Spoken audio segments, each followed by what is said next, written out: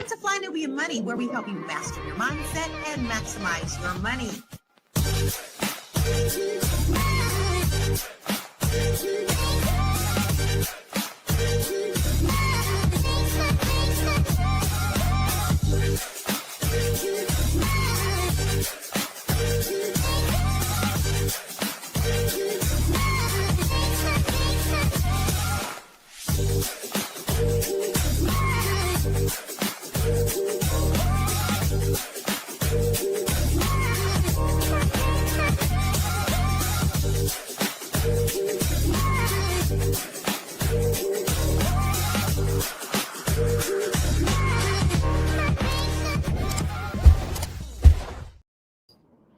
Okay, new intro.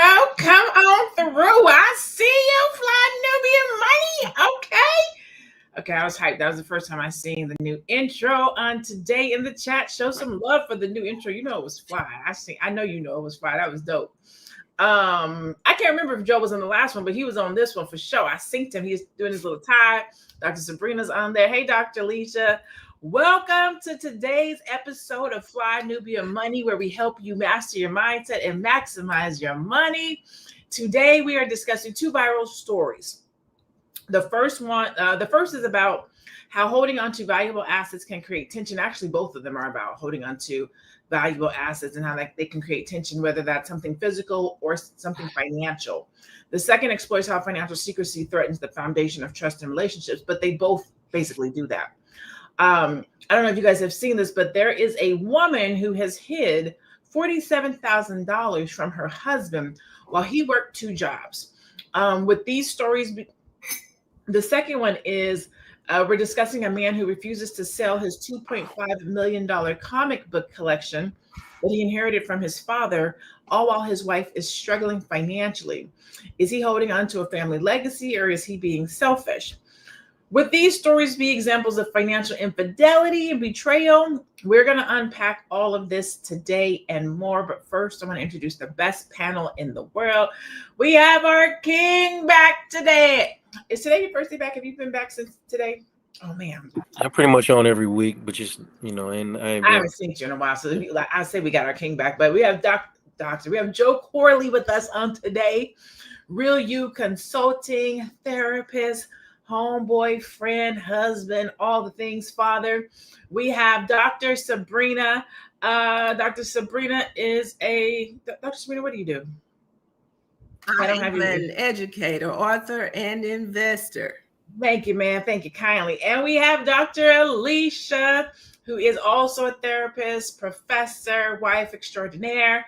And I am Dr. LaNee Javet. Welcome into the room, chat. Welcome into the room. I can see already y'all are excited. Already you're excited. We got comments in here. Somebody already said, this is no surprise. And it's how women get down. Hold your horses. Hold on. Women aren't the only ones that do it. First of all. Second one says, I'm sure this panel is going to justify why she was right to do so. You don't even know what we're going to say yet. But I'm glad that you guys are tuned in and you're already leaving comments, because this is going to be a good conversation. Let's watch the video.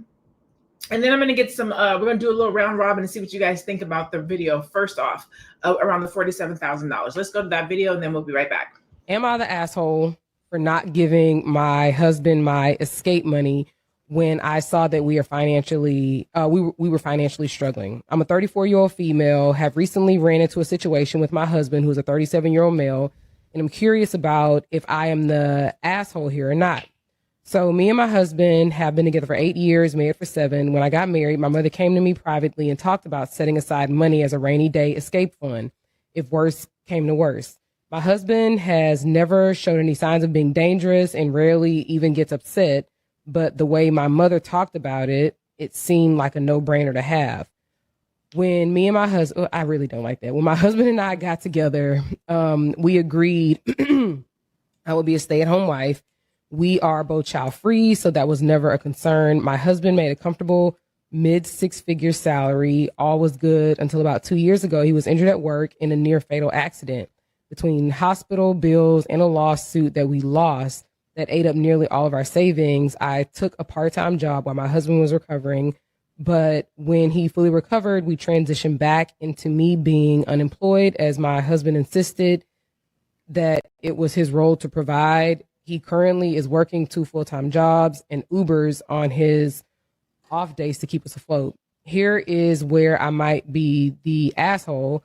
I do all of the expense management and have continued to put money into my escape account, although I significantly decreased from $750 a month to just $200 a month. My husband came home exhausted one night and asked about downsizing because the stress of work was going to kill him. I told him downsizing would not be an option as I had spent many years making our house a home and offered to go back to work. He tried to be nice, but basically told me that me going back to work wouldn't make enough. After an argument, my husband went through our finances to see where we could cut back. He was confused when he saw that I had regular occurring withdrawals leading back years and asked me about it. I broke down and revealed my money to him. My money. Which now sits at about $47,000. After I told him all this, he just broke down sobbing. His point of view is that I treated him like a predator and hid money from him for years, even when he was at his lowest. I told him that the money was a precaution I would have taken with any partner and not specific to him. He left the house to stay with his brother and said, I heard him on every possible level, but my mom says this is exactly what the money is for and should bail now. I fucking hate him. That's messed up. I hate all. All right, so let's get into it. How would you feel if your partner was hiding a large saving account from you while you struggle financially? Oh my God, I don't even know where to begin with this one. It's not even hiding it. It's deciphering of the money first. But anyways, let's start with you, Joe. You're the man on the panel. How would you feel if your wife would have $47,000? First of all, it's called escape plan. Like I hate the name of that, right? Escape plan just in case. And y'all struggling. Even if you're not struggling, how would you just feel about it? Regardless if we're struggling or not, I will be very, very hurt. Whether I'd be angry or not, I don't know, depending on the dynamics of our relationship, but I would definitely be hurt. No way around it. All right. What about you, Dr. Sabrina? Well, as someone who has been married for almost 30 years, I guess the first thing that popped out in my mind is that word escape. It's like, why do you take a vow saying that this is something you're committed to doing for a lifetime if in the back of your mind, you're already planning a way to get out of it? So that for me was just kind of like a red flag. And I don't know. I have some definite feelings about that. I can't see that would be something that she could justify doing. I just, especially knowing that your family is struggling financially, this person is struggling and you're watching it. And all the while you are still remembering that you have your own personal objective. I take issue with that. And still putting money in the account. She said she lowered it from $750 to $200 to $250. So she didn't stop. She just lowered it. Dr. Alicia, how would you feel? How do you feel about this video? That's interesting. She lowered it. So that tells us that there was a little bit of guilt there. And it's how he discovered this. You know, he just happened to see it and like, where did this money come from? She was not being transparent. She was not being honest. It is financial infidelity, you know, to steal that money for the household. That's actually theft. He could take her to court and get half of that for himself. I mean, that's marital property. So technically she's stealing. And the biggest thing is her mother has placed in her a fear that you cannot trust a marriage, that you can't be honest and open, that what's going to happen to you in the end is that you're going to need a survivor fund, and that ultimately that's going to be the end. The demise of the marriage is going to be a place where she needs to escape, and that there's no reason for her to trust someone that she shares fluids with, in the bed with, intimate with, and you can't be intimate in terms of finances. Problem. Listen, folks out here sharing fluids on a regular basis that they anyway, that's a whole nother story, Dr. Alicia. Let's go to some of these comments in the chat. So she's taking his/their money and won't share it back. Damn. L. Williams says, your mom is a hater and can, by the way, y'all, I can't read that one. This one right here from Cindrika. She says, 47K is not going to change their situation if they are struggling. Savings is savings for a reason. So let's talk about that, Joe. When is it okay to touch your savings? Well, actually, I think there's two things here, right? When we say $47,000 is not a lot of money, savings is savings. I understand that. And I don't definitely disagree with that. It's a savings account. When do we touch it? But that's two people who know that there's a savings account, right? If you have money that you're putting to the side, ciphering to the side that your partner does not know about, it's not necessarily a savings account for the two of us. It is your escape fund, as you said. So now you're holding on to your escape fund while you watch me, the partner, work, can't pay the bills, working 2 and 3 jobs, and you're sitting on an escape plan. What's wrong in that? How is that wrong? There's a lot wrong in that, right? Oh, so when you touch your savings, that's depending on why you were saving in the first place. But it's not really even about the savings. When you're in a healthy relationship, a healthy marriage, you're talking about, I mean, some of it is communication, and a lot of it's an unspoken emotional agreement. We are building something together. We are being honest with each other, and we are sharing this load, right? That's what we're talking about when we're dealing with healthy relationships. So when this agreement is violated, which it was in this case, even if it's in silence, the partner, the one that's on the outside of the secret, you left with not only like financial confusion, but also emotional hurt, because it's not just that you hid money. You're letting me sacrifice while you stored safety for yourself. So again, that goes into what he's basically saying. Now I feel like I'm a predator. Why do you need to be safe from me if we're in this marriage or we're in this relationship? So it's way deeper than just money. It's about her not having the feeling like she has the emotional safety to even be honest about the fact that she's doing this. Like, okay, why don't you feel safe enough to do it? This is not a criticism. That's a real question. Like, I'm not criticizing her I'm wondering what about the marriage made her feel unsafe enough to say, hey, I got this little money over here. I'm keeping this money for us just in case we get into a situation. So it's not even about when is a good time to touch this. That's not what we should even be talking about. We're talking about, the deception and the lack of safety in this marriage. Yeah, I think if I remember correctly, I don't know if we showed this part of the video, but she said when she got married, her mom told her, make sure you put something on the side for you in case you have to leave, in case you have to go. You should always have a nest egg for you in case X, Y, and Z. So she went into it putting something on the side without sharing that with her husband. And I believe she was a stay-at-home woman. So the man, he worked, and she was over the money. So she was ciphering a little bit on the side. So she wasn't even putting in what she was taking out. But we're going to come back. We're going to keep on talking about it. We're going to go to our first commercial break, and I'll see you guys in a hot second. Woo! It's a good show right here. But I'm biased. If you are just tuning in, you are watching Fly Nubian Money, where we help you master your mindset and maximize your money. My name is Tiara Williams. I'm also known as Miss Black Hollywood, and I'm the proud producer of this show because it is lit. If you want to receive notifications for when we go live Monday through Friday, 1 to 2 p.m. Eastern Standard Time. All you have to do is text the word Queens to 87948. That's Queens to 87948. That's QUEENS to 87948. Also, if you want to grow your money and not blow your money, all you have to do is go to flynubianmoney.com. There's all kinds of resources, there's courses, there's free giveaways. There's just no reason to be broke in 2025. All you have to do is go to flynubianmoney.com. Obviously, you don't want to be entertained here. You want to know enough to grow. Wait, I need to put that on a shirt. You got to know to grow. Got to know to grow. So know and grow with flynubianmoney.com.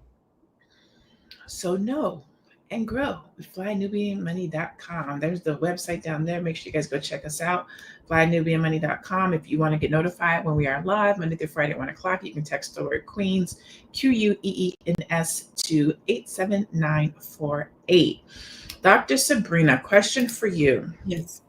Do you think that it is possible to regain trust, right? So your partner finds out that you're holding under $47,000, or hell, $5,000. Doesn't really, the dollar amount doesn't even really matter. I got this little secret stash over here that I didn't tell you about because it's just in case a rainy day comes up. I want to make sure that I have it. Now, I'm not even too upset about that. I got a little secret stash in case something come up. We got it. The situation comes up. There's a problem. Hey, babe, guess what? I got $5,000 over here. I've been holding on to just in case we have a rainy day. Let's run the play. But you don't do that. You hold on to your 5,000, your 47,000. You watch me struggle, and then I find it. Can we recover from that? Can a relationship recover from trust in a relationship after financial secrecy has been exposed?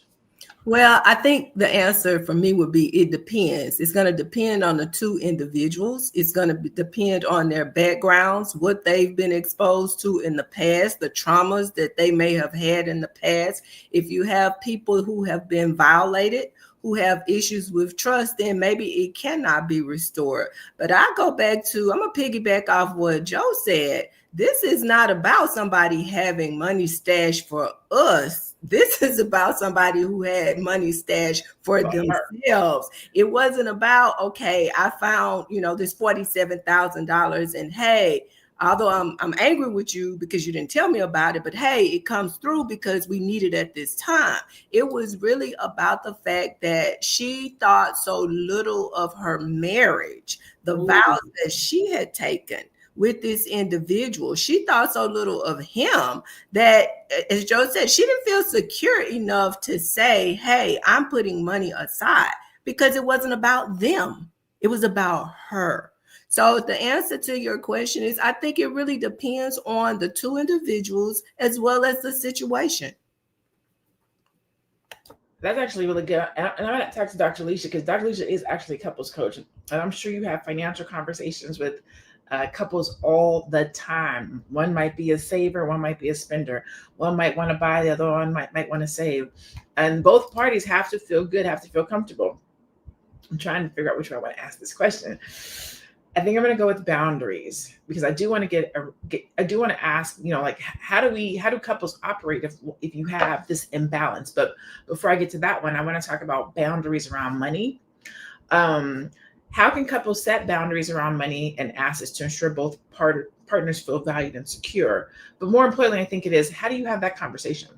How do you have a conversation with your mate saying, I feel like there's a reason for me to save money. I feel like I need to put money to the side.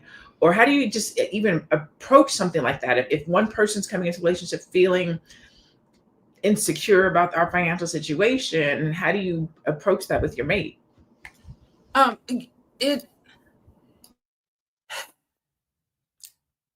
don't know if she fully realizes the reason why she felt the need to do that. People just get scared and then they go and behave a certain way.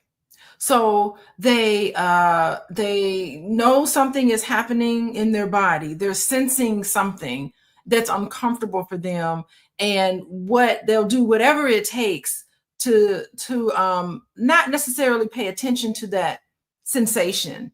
It's a trigger. Something happened that triggered her. Maybe her mom giving her that information. Something happened where she decided, I need to go and do this behavior now. And ultimately what it's saying is that people who are close to you can never be trusted. That's the message underneath it. I'm imagining. I don't know.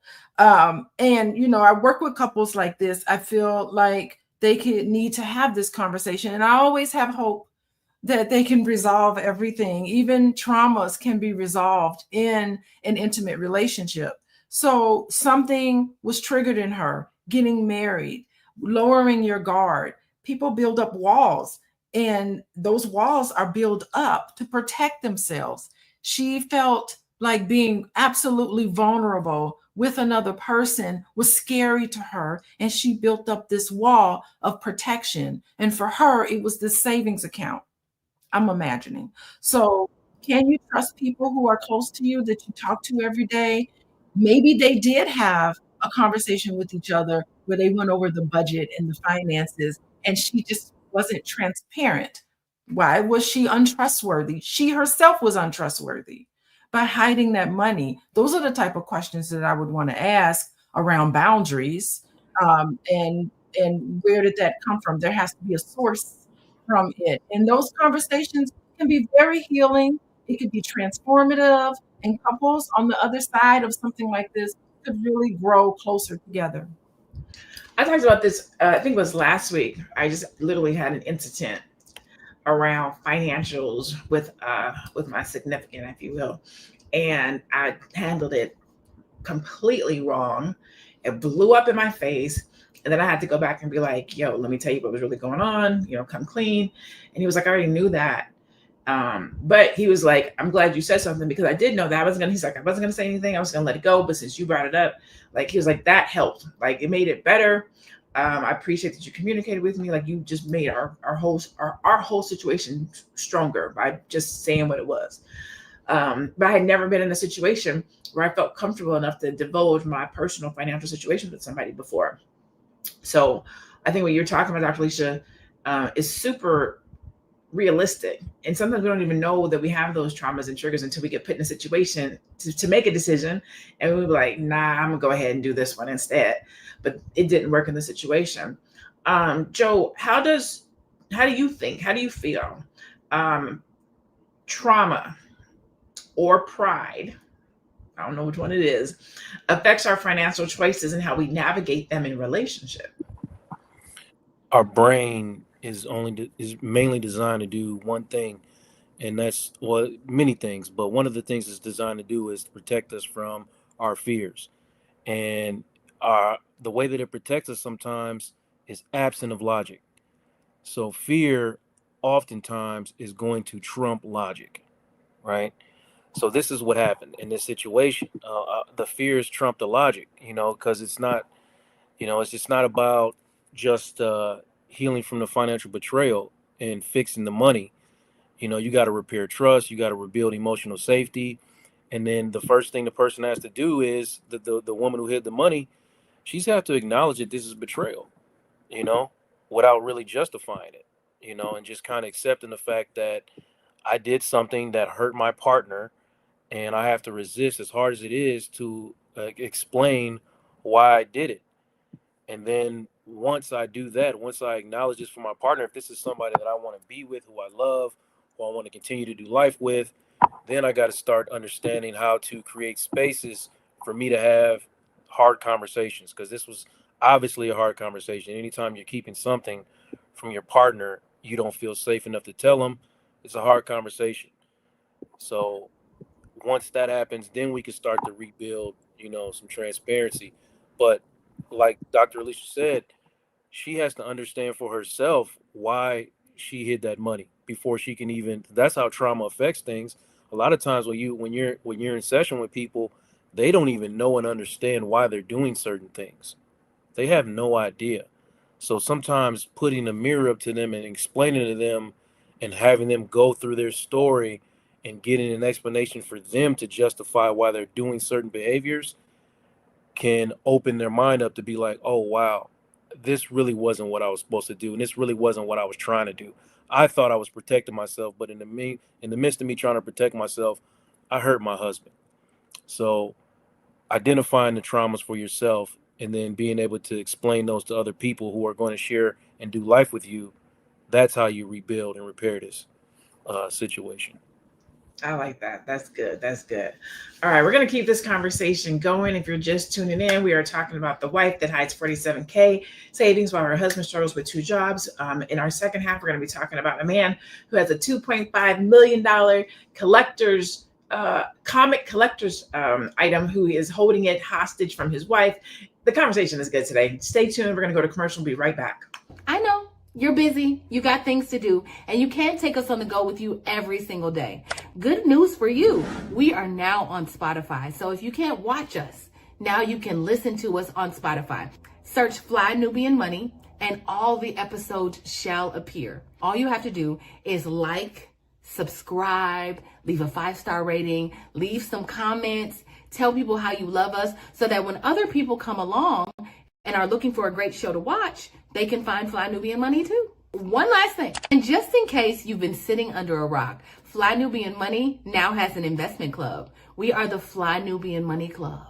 It's easy. All you have to do is go to flynubianmoneyclub.com, and I am committed to bringing in top experts from all industries to help you level up. They're teaching us the skills that we need to compete in this market. We often say that nobody is coming to save us, not the government, but guess what? We're coming to save us. I'm coming to save you with the Fly Nubian Money Club. So listen, all you have to do again is go to flynubianmoneyclub.com. We have a 30-day free trial set up just for you, just for those people that are struggling. Even if you ain't struggling, you ain't got to struggle. I'm coming. Okay, let me stop playing. I'll see you soon. I'll see you soon. Here we go. Thank you so much for tuning in. This is Fly Nubian Money. We're going to go to another video real quick, and then we're going to come back and continue this conversation with our queens and king. Should I ever disclose to my wife that we are secretly worth millions of dollars? Are you from another culture? I was born in Korea, but I was raised in San Jose. So you were raised by Korean parents that immigrated here? That is correct. Okay. And because in Anglo-America, what you just described, as you probably realize, is pretty whacked. That's why I immediately said, is there some kind of a cultural reason for this? Because it's very unusual. I work. My wife is a stay-at-home wife because that's just how we chose to. The thing is, I'm the saver and she's the spender. I have been working very hard, working my job in my business to grow to where we are. And I am not sure whether I should ever disclose our net worth to her because I do not know how she's going to react. Yeah. Well, she's probably going to react poorly because she's married to a guy who's deceived her. Don't you think? To be honest, the thing is, she and I have very different perspectives when it comes to finances. I got that. A saver, like I'm a minimalist.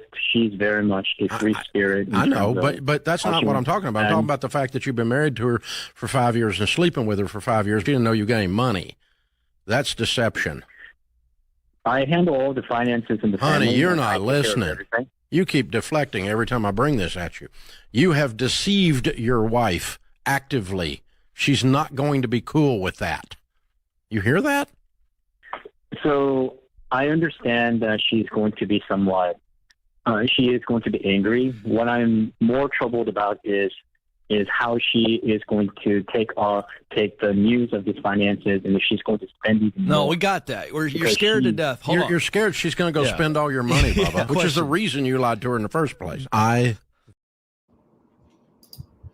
So, I like that we have this clip because it's not just women that hide money, right? It's men and women. This is a relationship thing. This is a people thing. This is not a one direction. A woman is hiding money. Anybody who feels unsafe about their financial situation with another person, whether because that person doesn't have money or because this person spends money, the insecurity around, I don't know how this person is going to react in this financial situation. It could be a man or a woman, and it could be whether they have money or they don't have money, as we have seen from this clip. Dr. Alicia, I'll start with you. What are your thoughts when you listen to this clip? Oh my God. I get the impression that this husband is extremely avoidant. He does not want to have conversations and bring up his legitimate grievances with his wife on a regular basis. I would imagine that this money example is just one example of many where he is not saying how he really feels, what he really thinks, how he really sees her. They are not having the conversation that they need to have. And some people do that. Some people get so afraid of a potential conflict. He seemed to be really afraid about what she would do. He seems guilty that he was hiding or not telling her about the net worth, but it's really just because I'm imagining that he's just avoiding things altogether. He does not want to upset her. He doesn't want to let her know that he has concerns about her spending habits. And he wants her to be flexible and to compromise, which is important in relationships. So this man is avoiding having a potential conflictual interaction. And I'm certain that there's not a lot, that the intimacy between the two of them probably needs to be worked on in general. And that this money situation is one example of many situations where he is just avoiding that conversation and moving on. And in the meanwhile, you end up feeling lonely. You feel like my partner doesn't know me and I don't know them because I'm not being honest about how I feel about the relationship and how I feel about how we interact with each other. Interesting. Okay.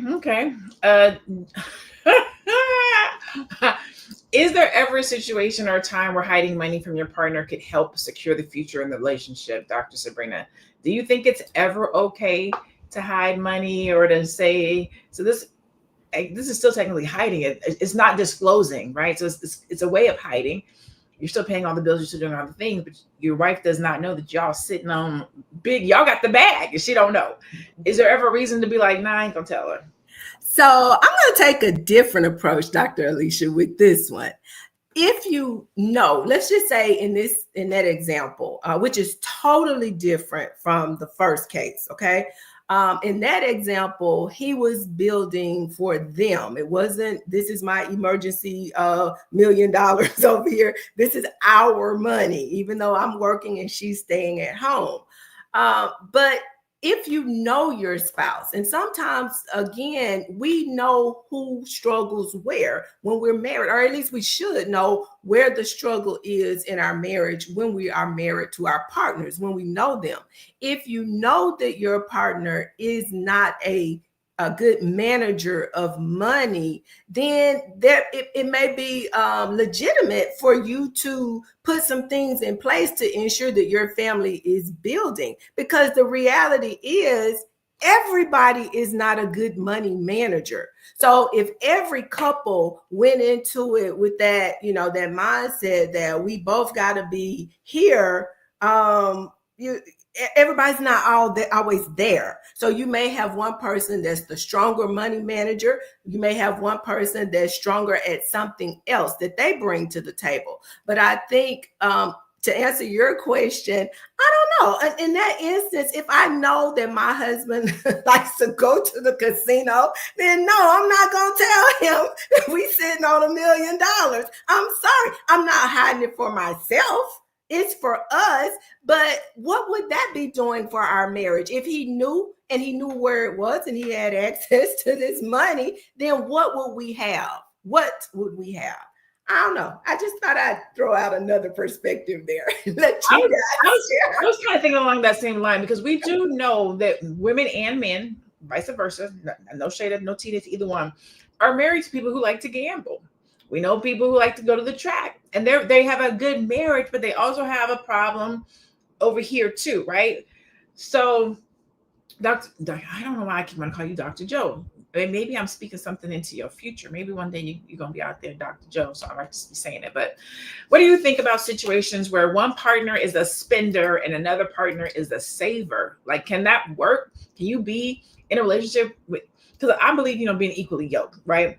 But I understand somebody wants to save, somebody wants to spend, somebody wants to invest, somebody wants to spend, but you still love this person. You still have a good relationship with this person, but you might have to just keep your coins over here so that they don't spend all the money, but the relationship is good. Is that possible? Can you run a relationship like that? If the communication has been that from the get-go, you can run a relationship like that. If I understand going into a situation that, hey, this person earns the money and this person spends the money and that's just the way we are, and we talked about that and I made an agreement to be that way, then yeah, I mean that's fine. But anytime where, look, in emotionally safe partnerships, people compromise, and this is a compromise. If it's a compromise, then that's what it is. But in emotionally fragile relationships, people control to avoid loss. And this is what happened here. This was not a compromise. This was somebody trying to control a situation, you know, because he was trying to avoid loss, which I understand in a way, but I also can acknowledge that this is not a healthy relationship. So when you say, hey, if I got to go do this, hide this money from my husband because I'm afraid he's going to lose it, you don't have a healthy relationship. And I can't tell you that you do. So he fears giving away this means losing a part of himself or losing control of the future. Fine, understood. You don't have a healthy relationship. It's a lack of trust in there. It's a lack of teamwork. So something needs to be done. The steps need to be taken in order to secure the marriage or the relationship. Something needs to happen. So, question. I know we're talking about money, but I'm going to change it up a little bit. Time, right? I am habitually not the timeliest person, but there are people who are more habitually not the timeliest person than me. So, for example, I might say, hey, we got to be there at 6:00, but my reservation is for 6:30. Is that not the same thing with money?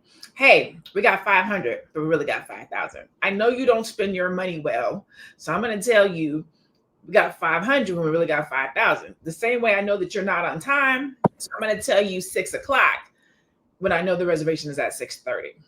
Is that a difference? Is that not the same thing, Dr. Alicia? A better conversation would be, I have dinner reservations. They give you a 15-minute grace period.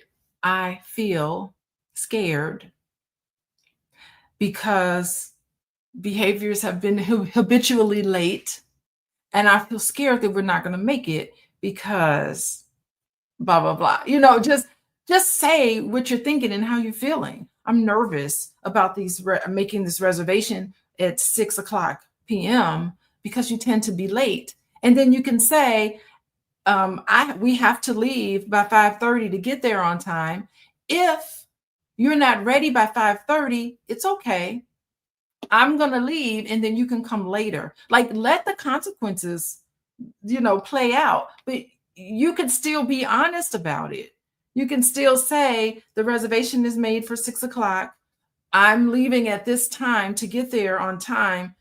Let's work together to try to make sure that we're dressed and ready to go at a certain time. If not, if things happen, then you can just come later in an Uber or whatever it is. But I wouldn't be the one just lying. I wouldn't be the one. I would be totally honest about the reservations at 6:00. I gotta go or we're gonna be late and I really want to eat here. You can talk about how important it is. This dinner is important for me. I really would like for us to have a nice, easy time tonight and not be stressed rushing to the restaurant. I mean, it's a wonderful opportunity to just say how you really feel and what you want from that other person. I'm with Sherelle on this. She said, I'm fine with my partner telling me it's 30 minutes early. I don't have the time to have that conversation every time we got to go somewhere. I have got my son's father down to a science now. 30 minutes. That's what it is. The plane leaves at this time. I've had more than enough running through the airports to be like, dude, you just can't. It's 4:00. But now my son's 25. So now he'd be like, are you putting in a 30-minute buffer or is this the real time? He's hip to the game now. But somebody do I put those things in there. Okay, let's go to some of the stats. Let's go do some stats. I'm ready with the stats. Okay, so financial secrecy in relationships. According to a 2020 study by the National Endowment for Financial Education, 40% of adults in relationships hide financial information from their partners. This includes secret savings, hidden debts, and undisclosed income. Okay. Financial betrayal. A 2019 survey by the American Psychological Association found that financial stress is the #1 cause of relationship tension, with 31% of adults reporting that financial struggles have negatively impacted their relationship. Impact of financial secrecy. A study by the Institute for Divorce Financial Analysts found that financial secrecy in marriages often leads to divorce, as it undermines trust and emotional intimacy between partners. Social Security dependents, according to the Center on Budget and Policy Priorities, 1/3 of Black seniors rely on Social Security. That wasn't for this, apparently. Okay. So, Joe, question for you. How and or when do you have financial talks, discussion, disclosure with your mate, your significant other, somebody you're dating? Like, when do you have financial conversation that says, I'm $100,000 in debt, or I have a 575 credit score, or whatever the case might be? I'm insecure with finances. I think we should have a separate checking accounts. I'm not, just whatever the conversation is. When do you have that kind of a talk with somebody? Before you decide, I mean, listen, there's a good time to talk about these things in the beginning of getting to know somebody, but the time you must absolutely do it is right before you start to mix finances with somebody. You have to give people the opportunity to know what they're getting into. Wait. Did you say before you start mixing finances? Correct. Okay. Correct. Unfortunately, that might be a little. You might already be head over heels with somebody. You might be in love with somebody. So, if you feel like you're falling in love with somebody, yeah, you probably should reveal that you have these type of issues going on, or you see somebody's falling in love with you. But you definitely got to do it before we start, making a financial marriage, because now your problems are my problems. Once we get married, your debt is my debt, and your money is our money. That's the way it's supposed to be, so you got to have these conversations early and understand what you guys' goals are, what the circumstances are that are going to be barriers for meeting those goals. If I'm getting into a marriage and I'm right here at the point of, look, I'm going to, at this certain age, I'm going to retire and I'm going to be living on an island somewhere, and I'm on the pace of doing that, and I get married to you, and you come in with this $100,000 worth of debt that I didn't know about. Now my whole plan is altered. So you got to give me the fair opportunity to decide whether I want that for myself. It's like hiding a kid.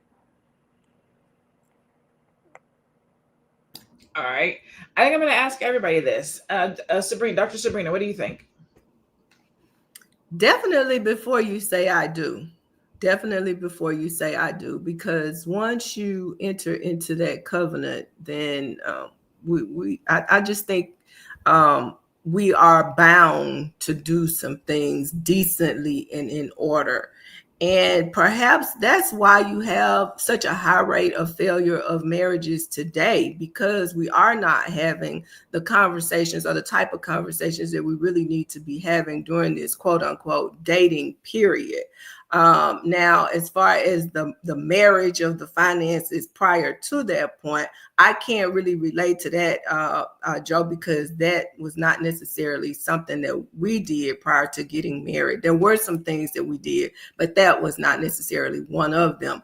But when we said I do, we did marry financially. So I do believe, and there were some things that I had to disclose to my husband in full transparency, because I had been doing business a little bit longer than he had. So I had to tell him some things about where I was and what I was doing. But once we came together, as you said, those became our issues and we worked through that. So I would say definitely before you enter into a covenant relationship. Okay. I'm going to go back further. Like, I think way before that, like in dating, like, because I need to know your financial situation to know if we can get any further. Like, that's, to me, it's not the first, second, or third day, but it's definitely within 6 months. Within 6 months, we should be talking about our finances, our financial goals. Are you a spender or a saver? To me, long before we even start trying to even have a conversation about I do or I don't. When I think about being equally yoked, that is a part of it. If I already know that financial tension, financial issues and problems are the number one reason for divorces and marital spats, let's talk about this right now. Are we financially compatible?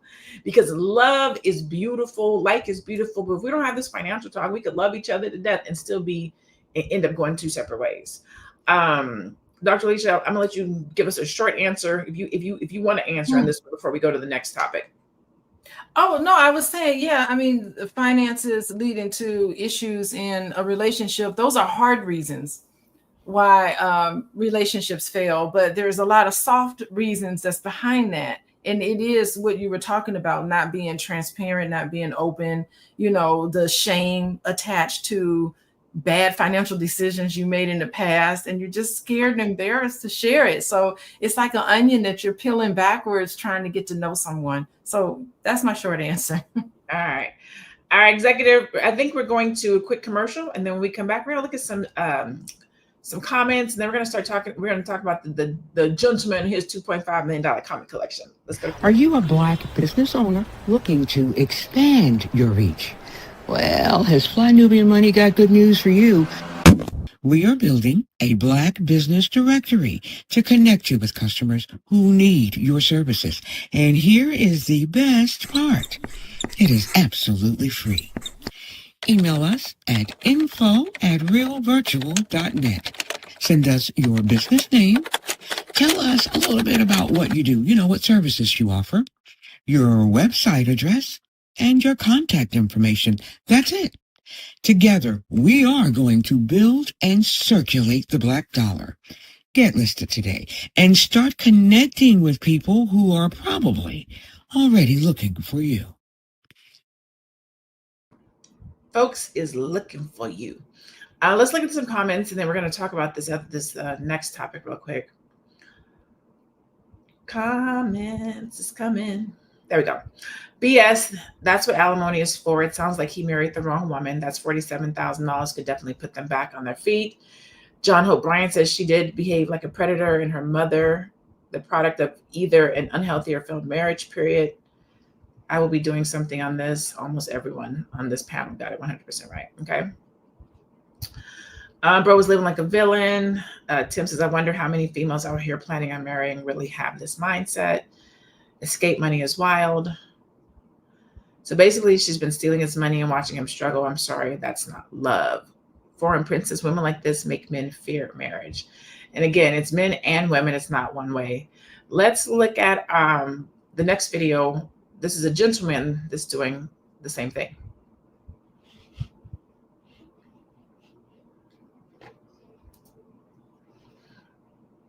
I believe we have a video. Give me one.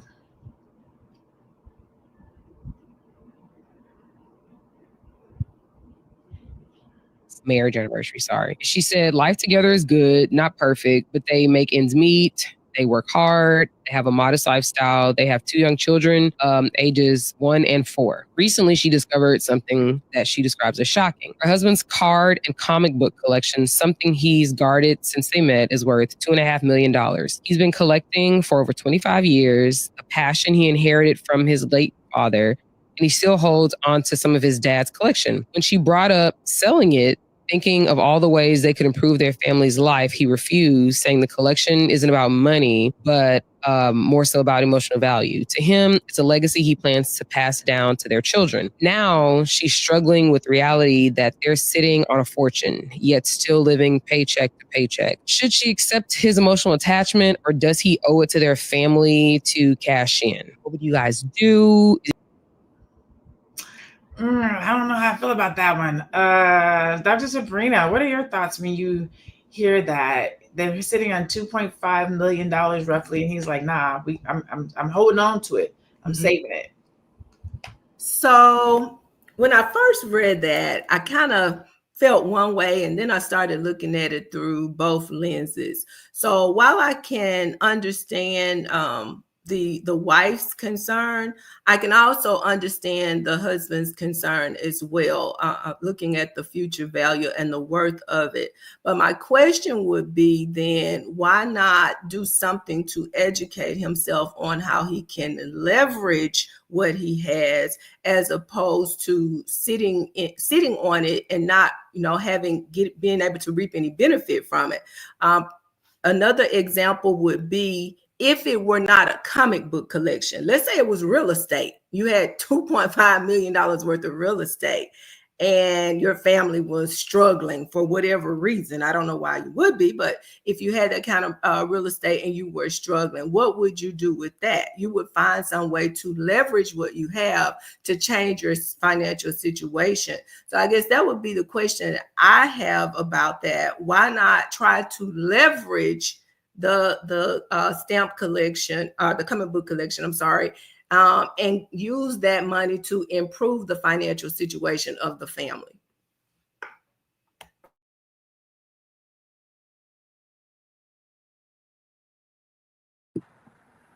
Just talking away on mute. I sure am talking away on mute, having a whole good conversation. I was asking you, Joe, what are your thoughts when you hear this? What would you do? Or how would you console like this? There's a lot of emotional dynamics at play in this situation. You know, for him, it's not just about money, obviously. You know, it's his father's legacy, and so you have to take that into consideration. You know, this might be one of the only tangible connections he has to his father, so there might be some grief involved. So, you know, in his mind, he might be thinking, if I let this go, what part of myself am I losing? You know, yeah, that might not sound logical to a lot of people, but like I keep telling y'all, I said it earlier, fear is always going to trump logic every time. So to him, it might letting go, you know, might be letting go of a memory, letting go of his sense of worth. You know, who knows what it means to him to have this situation. So, and then there's you know there's an emotional safety situation for the wife. You know what I mean? Like we have to consider her perspective as well. So her suffering in this situation, you know, he won't help me. He doesn't really see me. You know, why is this comic book or the money more valuable than me? So there's a lot of, like I said, there's a lot of emotional and a lot of dynamics at play. But how would I handle it? Again, I bring everything to the surface. We have to understand everybody's perspective and lived experience, so that we can make actual choices based on what we know versus what we think. Because fear is rooted in the unknown. I'm afraid because I don't know. Now I can hear my husband or hear my wife tell me exactly what's going on, and now I know. So the fear is going away, and I can make logical choices based on what I know, and then we can go from there. Okay. I'm gonna hold my opinion to last. Go ahead, Dr. Alicia. What do you think about this? Yeah, I mean, this is a couple that is being transparent. They're actually talking about how they feel, their perspective, and now they're at an impasse. They disagree. And, you know, usually what I tell some of my couples is it's like, let's brainstorm solutions. Let's brainstorm a win situation. It was mentioned earlier that maybe we could leverage it. I don't know how to do that, but maybe you need to get a third person in who can talk about how to leverage it. What do? Take an insurance policy out on it and borrow from the insurance policy? I don't know how those things are done. That's not my expertise, but there's got to be a way where he can still honor the memory of his father, and at the same time, she feels like he is paying attention to the family and what's important with people who are living. We got to take care of the people who are living. There has to be a way that both of them can walk away from this impasse feeling seen, feeling heard, being really comfortable with the decision that they both make together. Okay, so I have multiple feelings on this, but I'm gonna talk about it from both sides. Initially, when I heard that is that man's father's legacy that has been passed down to him, that he has had for over 20 years. So that means he's had it and he's been cultivating it long before she came into the picture, long before he had a family. That is between him and his father. To me, that doesn't have anything to do with me. Like, that is his thing. If he should decide that he wants to expound on that and share it with this part of his life, then cool. But if not, that's your thing that you have with your dad. That's something you've been doing for 20 something years before I even walked into the picture. That's not something we built together. That's not something that we partnered on. That's something that you have before me. So if you want to do it together and go forward, cool. But if not, I'm okay with that. right? That would be my assessment. On the flip side, if it were me and mine, and it was my 2.5 million, and now I'm married to some other, I don't know. I don't really know if something that I have taken the time to invest in for 20 years that was passed down to me, that's a legacy. If I want to hold on to that to then make that a legacy for my children, I don't know if I would want to spend it right now. $2.5 million is not a lot of money. We'll be out of $2.5 million in probably less than 5 years, depending on how it's spent. Legacy gone. I don't know if I would. I don't know. I don't know if I would do it. I would let my husband say that's your money, A, and then B, if it was mine, I would want somebody to let me figure out what I want to do with my father's legacy. It wouldn't transfer into my marriage. For me, that's what I would say and do. So as we get ready to start, are we winding down, executive producer? As we get ready to start winding down, we talked about a lot of financial stuff today. I think I'll end with this one. Should we kind of harped on it. So I think we kind of talked about it. Should financial decisions be made jointly, or is it okay for one person to make the calls on valuable assets, specifically the person who makes the most money? So this is kind of a layered question. What's your opinion on financial independence within a relationship with regards to if one person makes more money than the other person? If one party makes more money than the other person, should both parties be able to jointly talk about, decide on how the assets, the money is spent? Because that is basically what we're talking about today, secrecy and things of that nature. You can tell us, you can answer that question for us and give us where people can find you. We'll use this as your final thoughts. We'll start with you, Dr. Sabrina. What do you think about how money is spent and how couples make these choices and decisions when one party or person makes more money than the other? I knew you would start with me. I have a phone ringing in the background, so I'm going to try to speak loudly. So I always say it depends. It really depends on what the couple themselves have agreed upon, because what works for one household and one relationship may not be what works for the next 10,000 relationships. So if you and your spouse have agreed that this is going to be the person who earns the money, this is going to be the person who makes the decisions around the money, and that works for you as a couple, then that's fine. If that's what you have agreed upon. I don't know that I have any authority or any right to tell anybody else what's best for them and their relationship. So I'm going to say it depends on the couple and what they have decided what works for them. I want to just go back before we leave quickly and say, with that first situation with the lady that was hiding the money for her escape, also, I want to challenge those that are listening to think about the influence that outside people bring into other people's marriage just because of negative things that may have happened to them in their lives. We have to be really careful about letting others come and dictate what goes on in our relationships and our marriages, because as we can see, that didn't turn out well. In closing, I am Dr. Sabrina Edmond Williams, educator, author, and investor, opening minds and closing contracts. I am so noted, and I am so excited and so delighted to be here on Fly Nubian Money.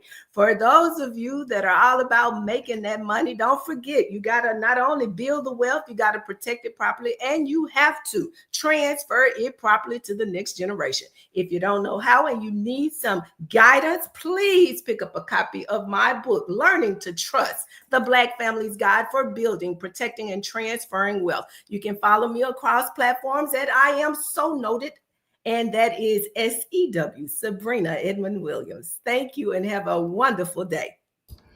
Thank you so much, Dr. Sabrina. Dr. Alicia, we'll go to you next. What are your final thoughts? Especially as a couples coach, I'm really interested in hearing what you have to say. It doesn't matter how much money someone makes. Everybody's thoughts and opinion about and feelings and desires and hopes in terms of how money is managed and financed in a marriage it's equal in my book. Egalitarian method is definitely something that I think is healthy, and it's legal. Legal says that it's both of your money. It's common property, so it doesn't matter if one person makes more money than the other person. And to have conversations, both of us, my voice and your voice is just as important as another person's voice, and it doesn't matter how much money they're bringing into the marriage. I am Dr. Alicia. You can find me at Coaching with Dr. Alicia. I am on all platforms, Coaching with Dr. Alicia. Thank you, Dr. Alicia. Joe Corley, our king in the court. What are your final thoughts today? I think what Dr. Sabrina said in the beginning was correct. It's for each his own, right? But at the end of the day, we're not just talking about money. We're talking about communication. It's telling a story across this situation. Both of these situations that we talked about are rooted in betrayal. So they aren't just financial disagreements. This is about emotional safety, which is the goal for each couple. It should be for each person inside of a couple, emotional safety. And we can't make, transactions without those, whether they be with money or not. So every moment of mistrust is, it's an opportunity. If we look at it the way we're supposed to look at it, it's an opportunity for us to pause and unpack some trauma. And then, if we want to be with the person that we've chosen, then we can start again. We can build again on something, a stronger foundation. Because when you're in a relationship, the true wealth, is not just about what we save or what we spend. It's about what we're willing to share with each other, how we're going to do life together, what our values are, understanding our fears and understanding our truth. And when both people feel safe and seen, and you can be honest, then we can build together. And that's where, the generational wealth really starts to begin. So my website was right there underneath my head, realuconsulting.com. All my socials are on there. Tap in tonight. I'm going to be doing my podcast, which is Vulnerability is the New Sexy. I try to do it on Tuesdays, and we're going to talk about, manhood and masculinity and kind of the new wave of, the stories that we need to unlearn and what it means to actually be a man in today's world. So thank y'all for having me today. Man, I wish I could tune in on Tuesday nights. I coach on Tuesday nights, but I cannot wait for a night when I could tune in to that. If you guys are available, make sure you guys come out and support Joe on his podcast. He's amazing when he's here, but I'm sure he's like even more amazing when he's in his own room, in his own zone, talking about these different things around manhood. I know it's a passion of his. I'm Dr. LaNee Javet. My final thought is this, kind of what a little bit of what everybody has said, which is at the end of the day, each couple in every relationship has to do what is best for them. When we're on here, we're talking and we're giving our perspective, it is really so that people can feel like they're not alone in what they think or how they operate. Maybe somebody's going to do it this way. Maybe somebody's going to do it that way. Maybe you feel like you're alone in the choices and decisions that you make. You're not. One of the beautiful things about life is that we each get to make our own choices and decisions. We each get to show up in our relationship. I was having a conversation the other day about self-sabotage in relationships, about getting scared, about making bad choices and decisions. And what I realized was that sometimes the hardest choices that we have to make are really the choices that determine the type of relationship that we're going to have. Are we going to operate in fear, or are we going to be strong and stand up in that situation? And a lot of times we choose fear because it feels like it's the easiest thing to do. It's easier for me to hold on to this $47,000 and not tell you about it because I don't know what you're going to say. It's easier for me to not tell you about us being $1 million family because I don't want to have to tell you, I don't want to have to deal with you if you spend money. It's easier. So when you operate out of fear, instead of going it's easier for me to do what I did than to say, hey, this was my financial situation. When really having the hard conversation, facing our fear, letting that person in is the thing that makes us stronger. It's the thing that makes our relationship stronger, that puts us in a better situation. So that's my final thought. Do the hard thing. Show up for the people that you want to show up for. Show up for the relationship that you want to have. Do what's best for you and your household and your family. At the end of the day, that's all that we can do. So I am Dr. LaNee Javet. This is Fly Nubian Money. Thank you so much for joining us as we unpack the complex topics of financial secrecy and betrayal in relationships today. It's clear that when it comes to finances, communication and trust are key. Whether it's a hidden savings account or holding on to a legacy asset, transparency is crucial to maintaining a healthy, thriving relationship. Let's continue to prioritize trust, financial independence, and open communication in all of our partnerships. Until next time, keep investing in your future and in your relationships. Go out, stay Black, be beautiful, and be one. We'll see you guys tomorrow, same time, same place. Bye, everybody.